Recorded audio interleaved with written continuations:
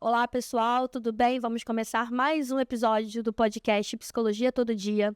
E no episódio de hoje a gente vai discutir uma temática muito importante. Na verdade, a gente vai trazer reflexões e preocupações sobre a banalização dos diagnósticos, o excesso de diagnósticos. E para discutir esse tema, eu convidei uma professora muito querida, que trabalha comigo há alguns anos, que é a professora Fernanda. Então, a Fernanda está aqui com a gente hoje. Vou pedir para que ela se apresente, mas já agradeço prontamente seu aceite em estar aqui com a gente. Eu acho que a gente vai ter muitas trocas e muitas reflexões. Tudo bem, Fernanda? Flávia, obrigada. Eu que agradeço o convite, né? É sempre muito bom estar aqui com você, de tantas parcerias da vida, né? Sim. E estar aqui no teu canal é um prazer enorme. Bom, eu sou Fernanda Gonçalves, como a Flávia já falou, Flaviane, né? Doutora Flaviane. Eu trabalho com avaliação psicológica, eu já não gosto mesmo muito de falar o tempo, que as pessoas começam a fazer cola da minha idade, mas vão fazer 25 anos. E aí, nessa trajetória, eu venho caminhando não só na parte acadêmica, mas também na prática. Então, eu sou doutora em psiquiatria e saúde mental pela Universidade Federal aqui do Rio de Janeiro, né? Com o qual eu ainda tenho vínculo pelo Comitê de Ética e pesquisadora, e mestre e especialista em avaliação psicológica.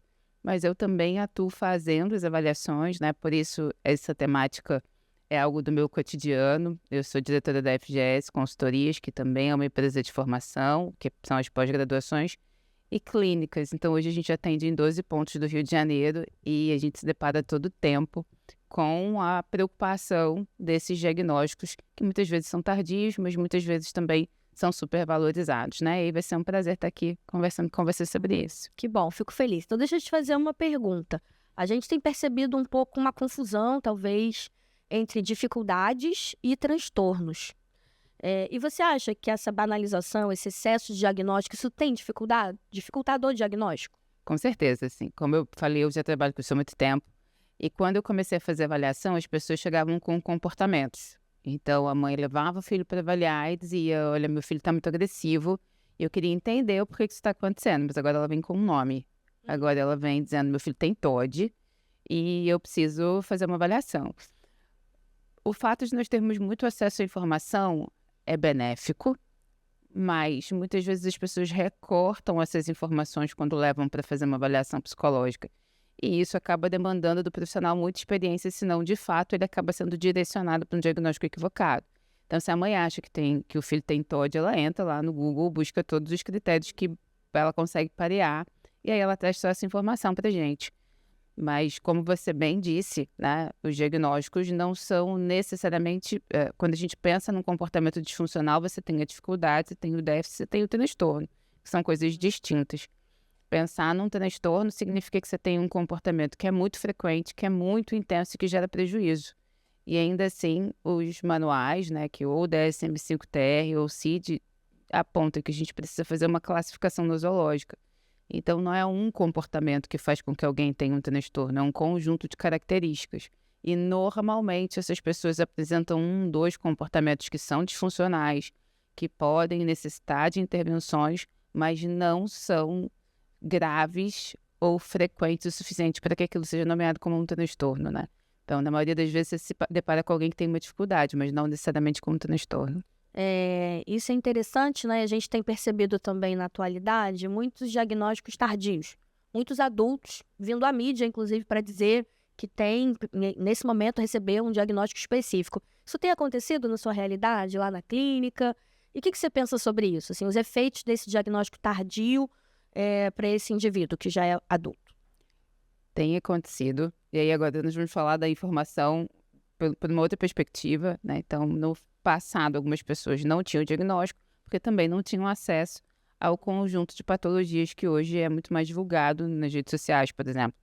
Então, faz com que as pessoas se reconheçam tardiamente.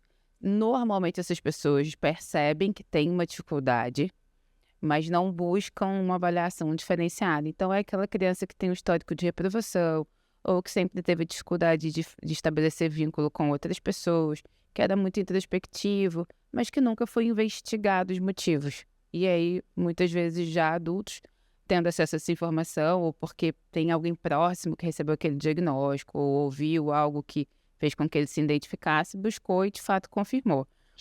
prejuízo é que quanto antes a gente entende o que a gente tem, se tiver que tratar, a chance da eficácia e da melhora é maior, né? Então, se você estiver falando de algum transtorno que necessite de estímulos, como as demandas cognitivas, isso pode fazer com que a pessoa tenha um prejuízo mais difícil de reverter na vida adulta, ou que essa dificuldade tenha gerado outros prejuízos, às vezes até mais difícil de reverter do que o original.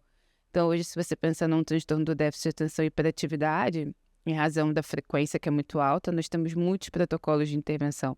Então, não é algo mais difícil de tratar. Mas se você não identifica, a tendência é que essa criança com déficit de atenção colecione fracassos, às vezes na vida escolar. Isso faz com que ela desenvolva transtornos mais complexos do que o anterior, como uma depressão, uma ansiedade. Então, pode sim gerar prejuízo. É óbvio que eu brinco, todo mundo que vai fazer avaliação vai para não encontrar nada, né? Mas se houver alguma demanda, que ela seja identificada rapidamente, porque quanto mais rápido, melhor a intervenção. Isso é importante, né? Aí você que está ouvindo, né? O quanto antes, melhor, funciona muito bem, né? Na avaliação psicológica, né? Enfim, nos diagnósticos. Então, muito interessante.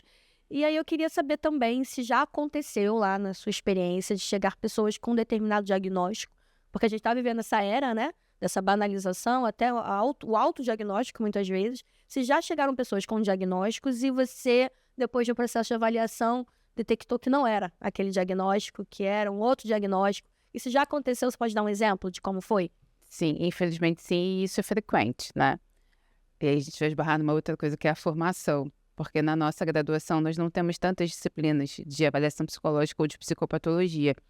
E aí a gente não consegue identificar aquilo que a gente não conhece.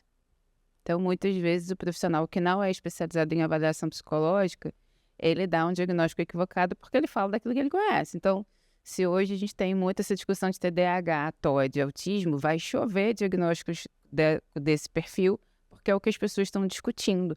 Muitas vezes elas não conseguem fazer os diagnósticos diferenciais e isso gera um prejuízo enorme para o paciente.